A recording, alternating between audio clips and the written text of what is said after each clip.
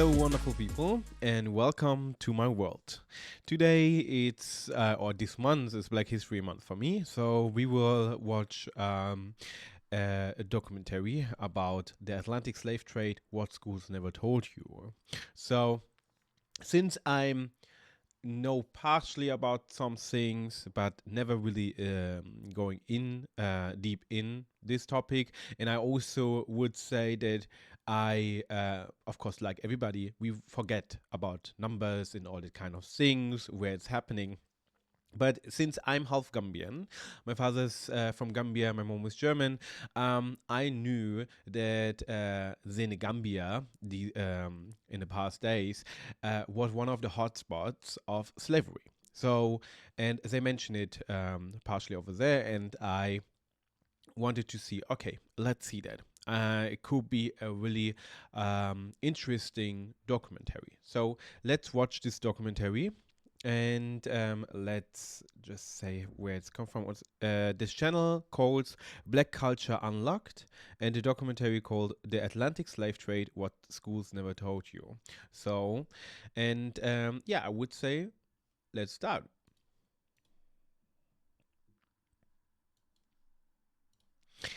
Since I always like to read that as well. This video discusses transatlantic slavery. Some viewers may find this topic challenging or sensitive. We believe in covering this dark chapter of human history to learn from past mistakes.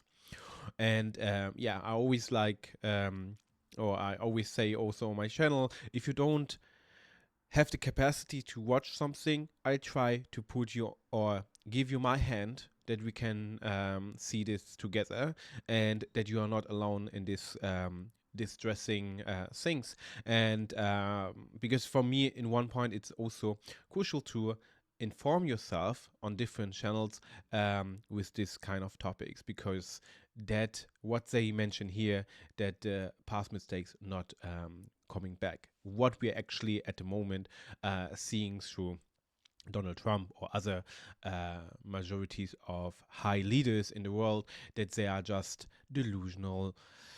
Yeah, just delusional. I go with this word.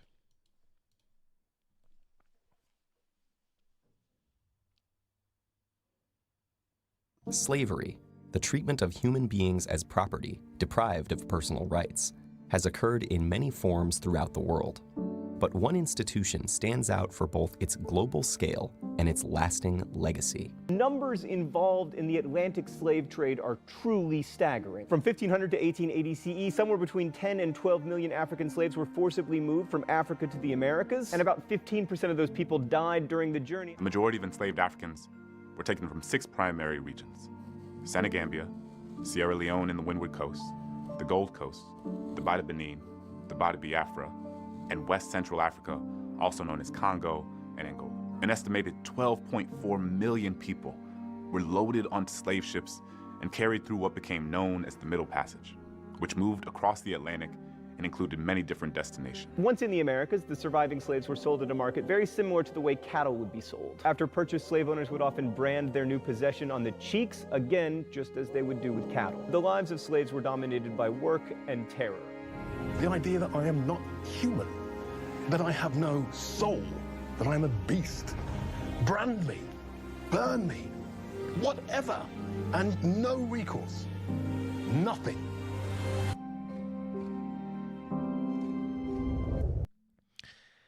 I think this scene, what we just saw, it's partially from The Woman King. And I just would say a shout out here. And The Woman King was directed by Viola Davis, and it's a really good movie to watch, because it's about military strong woman unit in I don't specifically know the African country, but it's could be being Angola, but I'm not 100% sure. So, but The Woman King is portraying that, and it's pretty awesome, I would say. Like I said, Senegambia was there as well. For just a shout out, Senegal and Gambia was in the past one country. Then they was divided in the Congo conference in Berlin, and then they split it all the different countries. So even few countries was one country. So it's terrifying to hear also that they, of course, we know a lot of things was happening, that it was branded like cows and all that kind of things. But this is now remembering all the time when I'm watching something and something or people get branded, that it's that white people, European people did this with black people. And we need to understand that we can't, in any case, going back in this kind of beliefs. But what we're doing at the moment with refugees, and that we are saying they can't come to Europe, just think in what you are learning today, what we as European people did to those African countries. So, since I'm mixed, I state myself also be part of the European history. So, and in the others say, I'm in the part of African history. So I'm in between, and that's why I need to talk about that and being informing as well. The history of humanity is filled with oppression, dominance, war, and slavery. Since the beginning of time, people in different parts of the world have forced their fellow humans into slavery. The tale of the Atlantic slave trade is the history of millions of Africans who were forced out of their communities by European slave traders and shipped across the Atlantic in conditions of great cruelty. When Portugal and Spain started conquering and establishing colonies in the New World in the early 1500s, they forcefully made the Indians work their plantations. However, European diseases and the violence of conquest led. Remind the Indians here, it's a slavery word. There was not, these are indigenous people, and we should erase this E word like the N word we do as well, because this is part of a crucial history we have. Because Columbus and other colonizers, sailors went or wanted to find India, to have this route to India, to have a better trade about groceries in other things, and also spices. But then they went to Latin America and North America and enslaved indigenous people. But they was calling Indians because they was thinking they are in India. How delusional those people was.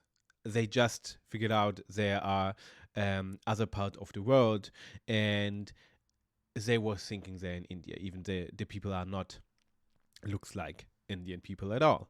So that's why we shouldn't call any indigenous people Indians in any case, because it's a wrong and false mistake we have in history, and not acknowledging that those people are not Indians, those people are indigenous. To the death of many of the Indian slaves. This led to a labor shortage in Europe and made the Europeans look towards Africa for a solution. As voyages to Africa progressed, and with many expeditions by Portuguese and Spanish explorers, Africa became a major source of supply of slaves to Europe. In the Spanish West Indies, as well as the Portuguese colonies in Brazil, the Indian slaves were gradually replaced by Africans. These Africans were stripped of their identity and occupation. To refer to them as just slaves is incorrect, because before being captured by the European, many of them were farmers, merchants, soldiers, musicians, goldsmiths, blacksmiths, and many more. They were husbands, fathers, wives, children, and mothers. They had origins and heritage. But when the Europeans came and took over their communities, they became captives and had to be boarded on large ships and taken to Europe. The European slavers dispersed them across the Americas and different parts of Europe. They were forced to lead lives under terrible conditions and face severe labor conditions. They were stripped and flogged and forced to work very long hours, often under terrible weather and health conditions. And here a reminder, since he's just mentioning, there was black people in Europe already, and everybody's saying, oh my gosh, my kid is the first time seeing a black person. Shut up. You have TV, and if your kid being afraid about a black person, you do something wrong in your parenting. And to acknowledge this kind of things in 2025, sorry, I can't listen to this anymore, because this is ridiculous if you mention that your child is afraid about black people, because then you did definitely a huge mistake in your parenting and trying to review different kind of movies to your child. We have so much things at the moment or right now, and you can hear from this already that we have a lot of history where black people already was in Europe. So, but you should think about the fact why we don't have that history talked in our school books. Why we not getting acknowledged that we had already a huge amount of black people in Europe working on farms and all that kind of things. So we are not talking about that. So people in the past know what or how black people was looking like, because we was there already. Atlantic slave trade transported between 10 million and 12 million enslaved black Africans across the Atlantic Ocean to the Americas. You might have heard of the triangular trade, right? And how Africa was a major part of this trade, although suffering economically, while the other two parts that made up the triangle enjoyed huge economic benefits. We'll get to that shortly. The first slave voyage from Africa to the Americas is believed to have sailed in 1526. But even before this period, Africans were bought as slaves directly from Europe, and even native inhabitants of America were also enslaved by European explorers. Before 1518, the Spanish monarchy didn't permit the transportation of African slaves from Africa, not due to a sense of moral value or humanity, but because they believed Africans were barbaric and that they would corrupt the European society and introduce pagan and non-Christian practices to the country. However, over the years, due to economic reasons, there was a U-turn in that decision, and on August 18, 1518, King Charles V granted a charter to Lorenzo de Gouravad to transport 4,000 slaves directly from Africa to the Spanish-American colonies. Over time, King Charles changed the law established by his grandparents and then permitted slaves to be brought into Spanish colonies in America from Africa on the condition that they would be converted to Christianity during their voyage across the Atlantic Ocean. With this new decree in place, there was an explosion in the number of slaves moved from Africa to America. There was an immediate expansion of the slave trade in the Western Hemisphere. European slave traders gathered and imprisoned the enslaved at forts on the African coast, and then brought them to the Americas. Generally, the European slave traders did not participate in the raids because their life expectancy in sub-Saharan Africa was less than a year due to the widespread malaria infection. So the majority of people that were transported in the transatlantic slave trade were people from Central and West Africa that were captured by other West Africans and sold to the Western European slave traders. The transatlantic slave trade was essential to the whole economics of the triangular trade route, and European colonies in America needed the supply of slaves for their plantations. Speaking of essential, it's essential for you to like this video and subscribe to the channel for more content like this.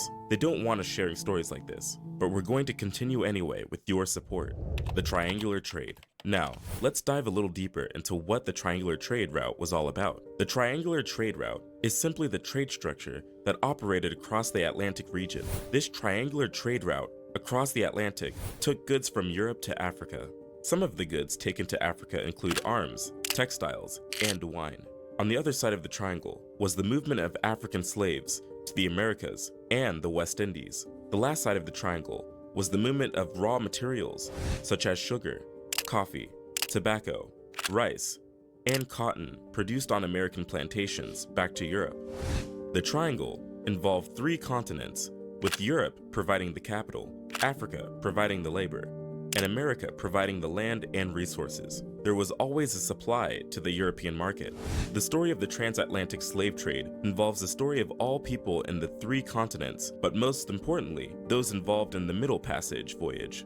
The trade route that transported slaves is known as the Middle Passage. The voyage is often marked with a lot of difficulties and even death.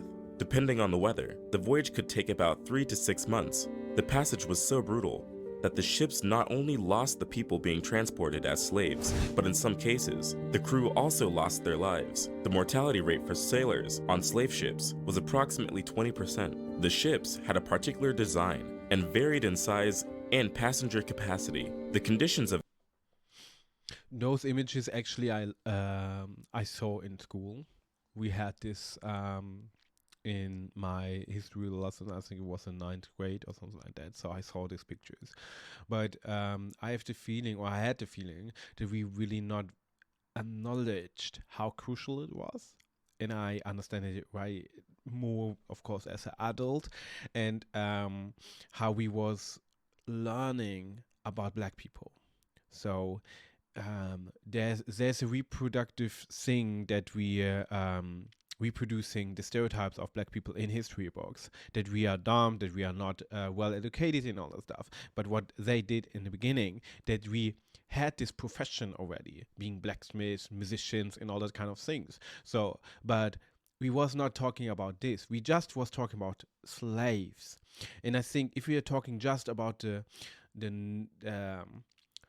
word of being a slave, then you have this narrative that we are stupid or that we are dumb, that we are not have any mind or being in any kind intelligent. And then if you're going from this slavery trade over to the Nazi history of my country, then you have the same, because Hitler was working with that. So blonde and blue-eyed people are like intelligent and wonderful and blah blah blah, and Jewish people also on being more intelligent, doing the different kind of things and trying to demonize Jewish people because they are a threat to us. And then on the other hand, they was portraying Black people that we have a lower state of mind and all this kind of thing, that we are stupid. And this is what we was learning in school, and we are not really acknowledge, maybe in one sentence like, no, this is not true, but we are not so much acknowledging how this affects us when we're growing up, because people, and especially kids, using words then against us to dehumanize us. So because we are in a high period of time also with children that we are bullying each other, mobbing each other, cyber mobbing and all that kind of things. So, and we need to acknowledge more how society is working and how we are trying to not bullying each other and trying to hold on to each other. And I think this is sometimes a lack of information we have, or we pass through our history lessons in the Western world. Of these ships were inhumane. The African slaves were locked up below the deck in cramped quarters and only had a little opportunity to be out in the sunlight, and they were forced to carry out certain enforced exercises in the form of dancing to ensure that they were healthy and in good posture when they get to Europe. Inside of these decks was sticky and filled with the stench of dirt, feces, and urine. Research published in 1794 estimated that a man inside the deck had just a space of 6 feet by 1 foot 4 inches, and a woman had 5 feet by 1 foot 4 inches. The girls had 4 feet 6 inches by 1 foot. The air inside the deck was hot, stale, and filled with the incessant smell of dirt and human excreta. The slaves suffered from starvation and thirst, and only had 24 ounces of water every day, i.e. the equivalent of 2 12-ounce soda cans of fluid per day. Their major food was horse beans and rice. The captives were packed tightly in tiers below decks and were chained together, hands and feet. The voyage was characterized by many difficulties, and the captives were faced with issues that included epidemic diseases and attacks by pirates. They also experienced physical, sexual, and psychological abuse by slave traders and crewmen. An estimate by historians put it that between 15 and 25% of the enslaved Africans bound for the Americas died during this voyage. The conditions were so severe that only a tiny percentage of the Africans transported in the slave trade came directly to North America. Just about 4% of the total Africans transported, not more than 400,000, arrived in North America directly. A vast majority of the slaves were sent to the Caribbean and South America, and almost half of the slaves that were captured and transported out from Africa, totaling about 5 million, were sent to Brazil. I know you will be wondering how thousands of slaves couldn't overpower hundreds of crewmen. Well, there was one popular situation where African slave trades revolted and took over their ships. The detail of this story is as chilling as it is fascinating. We will get to that shortly, but keep in mind that the slave traders were armed and typically had the slaves in chains before transporting them. Anyways, let's finish up on the journey and the economics of the transatlantic slave trade. And while we may think that all slaves transported out of Africa were through the transatlantic route, that is not entirely true. The transatlantic slave only made up for half of the total slaves traded and transported out of Africa. It is reported that from AD 650 to 1900, Islamic traders were also exporting slaves out of Africa and sent out a total of 10 million slaves to Arabia, Yemen, Iran, India, and Iraq. The slaves were transported across the Sahara Desert, the Red Sea, and the Indian Ocean, while some slaves were also enslaved but remained in Africa. Many of the slaves captured and transported in the transatlantic slave trade were taken from the region bordering the Gulf of Guinea. The slave activities in this region were excessive, that the section of the African coast in countries like Togo, Benin, and Nigeria was even referred to as the Slave Coast. A majority of the slaves were taken from West Central Africa.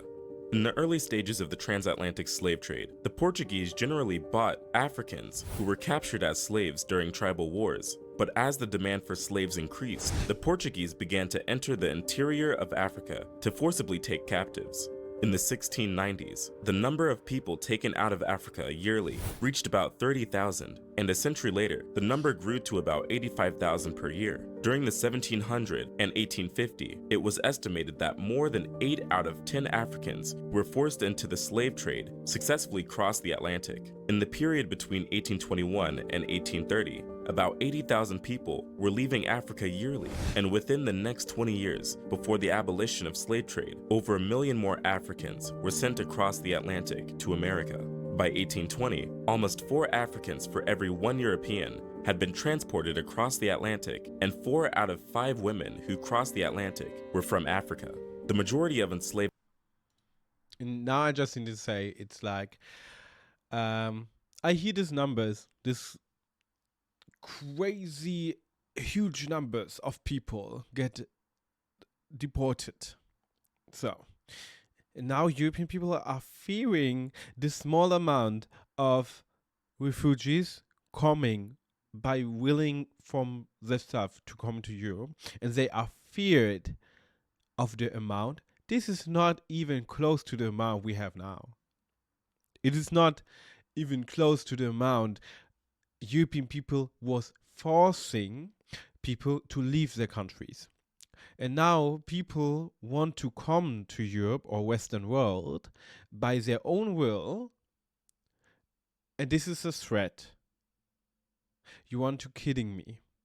You really want to kidding me, because it's just a ridiculous response of European and the Western world to staying and denying the access of the people right now to come into our continent, because this is like you with the ancestors of those European people and Western world people, you fucked up.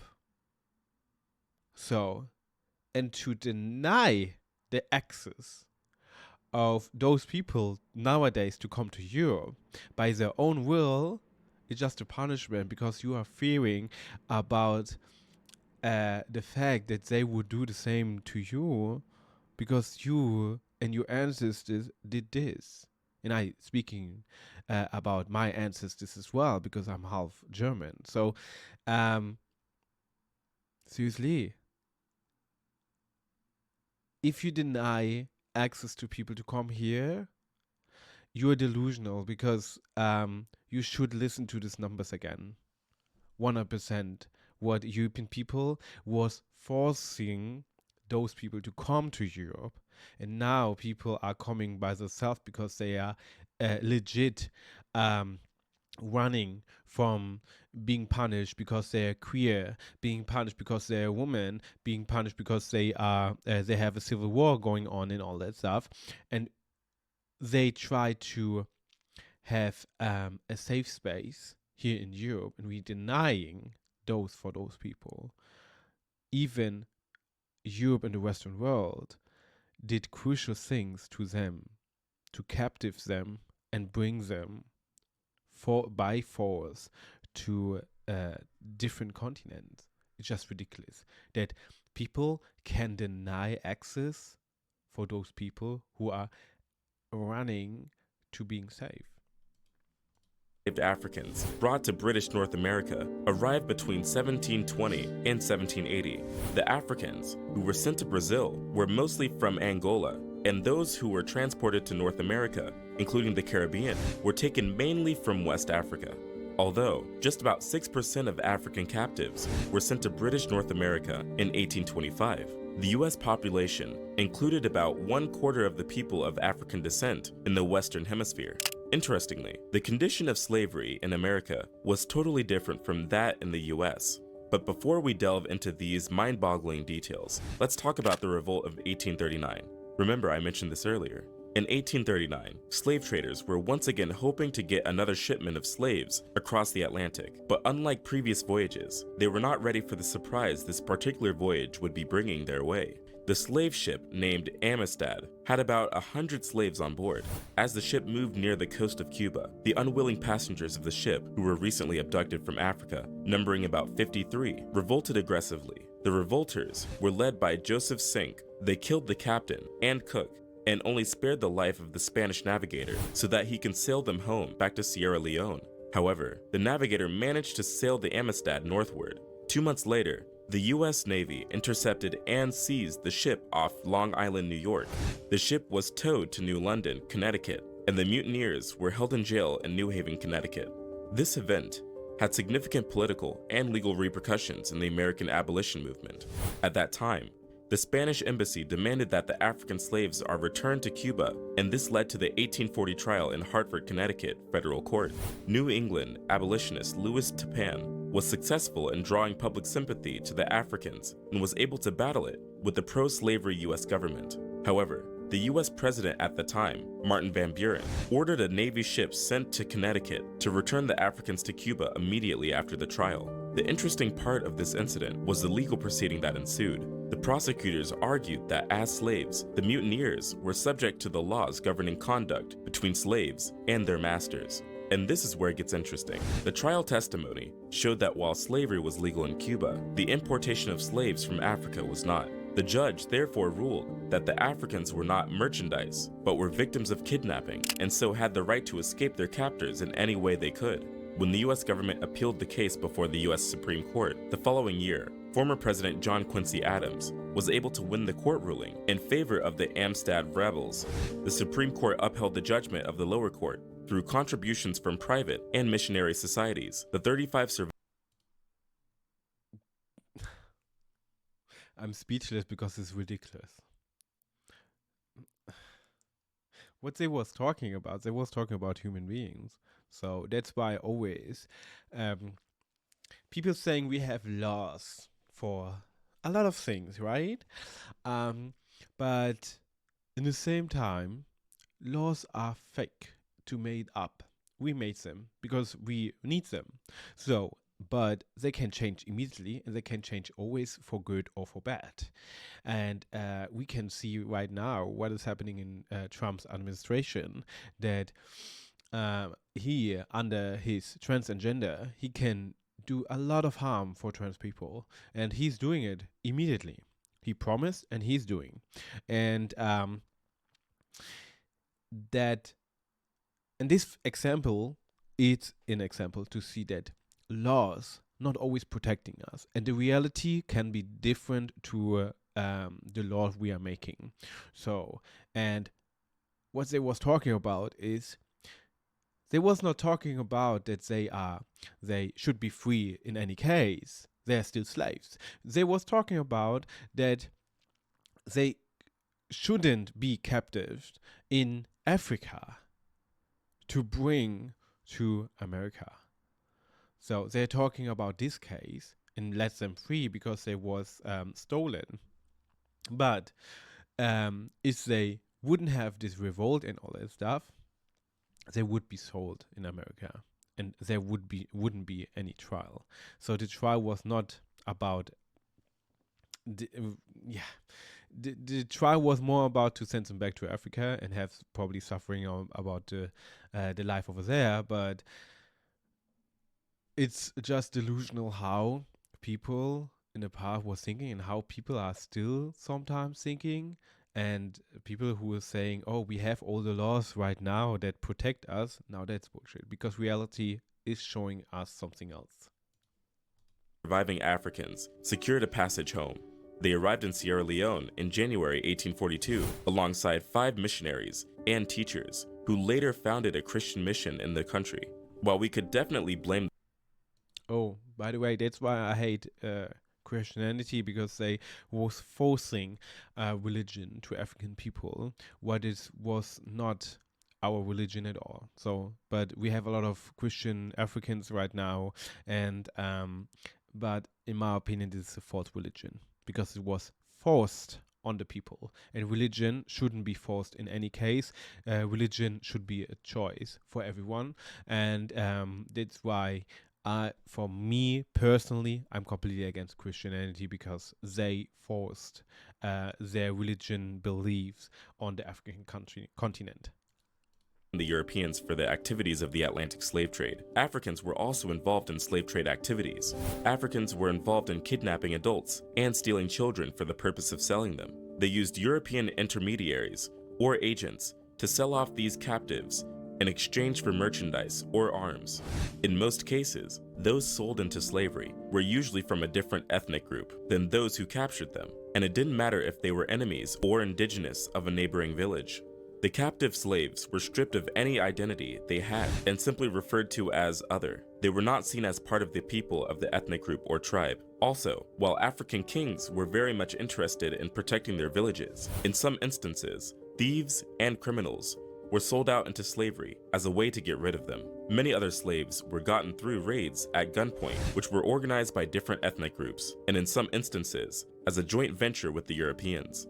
Also recorded in the book, Daughters of the Trade, Atlantic Slavers and Interracial Marriage on the Gold Coast, the author, Pernille Ibsen, shared that Africans on the Gold Coast, which is present-day Ghana, also participated in the slave trade through intermarriage. The term used was kasari, which gets its origins from Portuguese and means to marry. Kasari was used to form political bonds and economic connections between the slave traders and the Europeans. In the initial stages of slave trade, it was common practice for the powerful West African families to marry off their women to the European traders in alliance and to further enforce the syndicate. While the marriages had to be performed based on African customs, the Europeans offered no objection as they were fully aware of how vital these connections were to the success of their businesses.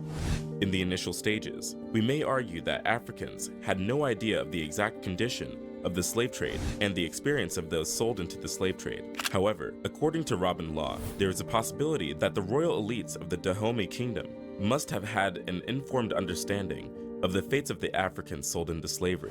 This is because the King of Dahomey sent diplomats to Brazil and Portugal who returned with information about their trips. Also, some of the elites of Dahomey had experienced slavery in America before returning home. So the only opposition the Kingdom of Dahomey had against slavery was the law that prohibited the enslavement of a fellow Dahomean. Anyone caught doing this faced the death penalty, and while the kingdom was against this, they had no issue with the institution of slavery. The case was different on the Gold Coast, which is present-day Ghana. Here, elites sent their kids to learn about the slave trade from the Europeans by sailing with them and living inside their forts. Some even sent their children to Europe and America to be educated. Elites on the Gold Coast also had agreements with the Dutch and British governments to rescue some of their friends who were tricked into slavery in America. However, a common assumption by many Africans who were not aware of the true purpose of the Atlantic slave trade was that the Europeans were cannibals who planned on cooking and eating their captives. This rumor even made it more distressing for the captives who were locked in ships sailing to Europe. The transatlantic slave trade led to an uncountable loss of lives for both captives in and outside America. A BBC report indicated that more than 1 million people are thought to have died during their transport to the New World. More died soon after their arrival due to terrible health conditions, although the number of slaves that died when bought as slaves is unclear. One thing we are sure of is that this number may exceed the number of those that survived to be enslaved. The Atlantic slave trade led to the destruction of lives and cultures. It is estimated that about 12 million slaves entered the Atlantic trade between the 16th and 19th centuries, and about 1.5 million died on board slave ships. And apart from those who died in the Middle Passage, it is also estimated that many Africans were killed during the slave raids and wars in Africa. Canadian scholar Adam Jones has characterized the deaths of millions of Africans in this period as a genocide. He referred to it as one of the worst holocausts in human history. Many believe. Yeah, and we are not talking about this crucial Holocaust. So, because it's not, we're referring all the time to the Jewish Holocaust, but the African Holocaust is huge and even worse of the number of people who was or got killed by European people. So, and it is a pity that we are not acknowledging that was a Holocaust, and it's just terrifying that we are writing 2025 and we are still need to educate people about Black history and about the fact that Africans was crucial murdered by European people and was enslaved, and yeah, it's just terrible. And in the same time, I want to mention, because slavery is a European thing. Slavery was made up already in Europe with Slavic people, so the east of Europe, and they had this concept of slavery already in the system, and then they found this new ethnicity and started to use this slavery system on us and enslave people with a darker skin complexion. And but this system of slavery was before colonization. It was before that already in Europe. Just a reminder here, it didn't start with colonization, it was there before that. That these deaths were not intentional, and it was in the slave owner's interest to keep slaves alive and not exterminate them. Jones argues that the killing and destruction were intentional, whatever the incentives to preserve survivors of the Atlantic Passage for labor exploitation. To revisit the issue of intent already touched on, if an institution is deliberately maintained and expanded by discernible agents, though all are aware of the hecatombs of casualties it is inflicting on a definable human group, then why should this not qualify as genocide? Saidiya Hartman, an American writer and academic focusing on African American studies, argues that the deaths of enslaved people were incidental to the acquisition of profit and the rise of capitalism. She argues that death wasn't a goal of its own, but just a byproduct of commerce, which has the lasting effect of making negligible all the millions of lives lost. Incidental death occurs when life has no normative value, when no humans are involved, when the population is, in effect, seen as already dead. Saidiya Hartman goes on to say that although unlike the concentration camp or the Gulag, the Atlantic slave trade also led to the millions of corpses. In this case, extermination was not the major goal. It was a major corollary to the making of commodities. Who do we blame?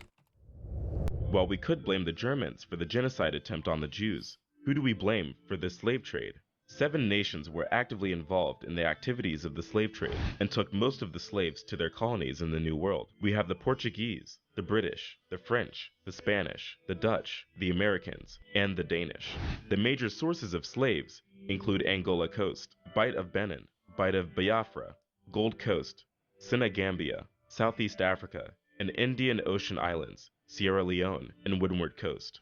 The presence of European slavers also affected how the legal code in Africa worked. According to Kamani Nahusi, many African societies changed the punishment for certain crimes and the way they responded to certain offenders.